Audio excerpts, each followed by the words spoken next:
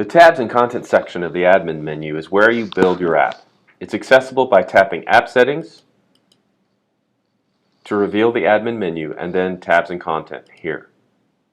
There are 3 sub-tabs within Tabs and Content.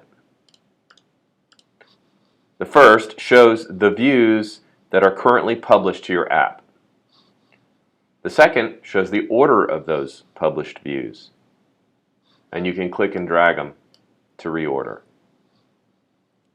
Please note that the changes you make are immediately published to your app. The third subtab shows those views that are not yet published. Unpublished content doesn't mean that you can't use it within your app. It only means that it isn't included here in your main menu. You can use unpublished tabs to maintain content and link to it from published tabs. Unpublished content is also important when you're drafting things and aren't quite ready to show the world. Or you can hide seasonal content and republish it when its time rolls around again. Let's go back to the Published subtab and walk through the options. Unpublished is pretty obvious. Clicking this moves the item out of your app menu and over to the Unpublished subtab. Notice it's no longer here.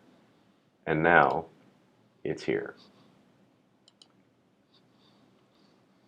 Tapping the Content option here actually loads the view itself, so you can access the content of the tab for editing.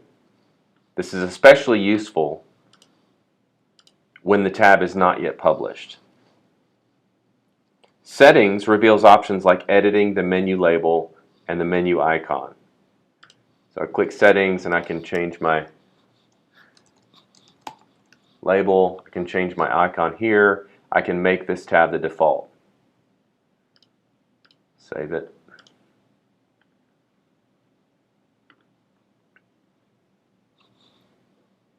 Finally, you can delete the view altogether. Please note, if you delete a view, all the content associated with that view also gets deleted. For example, if you have a Groups tab, all the groups created within it will also be removed. So use delete with caution. If in doubt, simply unpublish it. The Ordering tab here is pretty simple. You just click and drag items to reorder things. On the Unpublished tab, or subtab, the options are similar, pretty self-explanatory. But notice what happens when I tap Publish. I'm immediately redirected to the Ordering tab.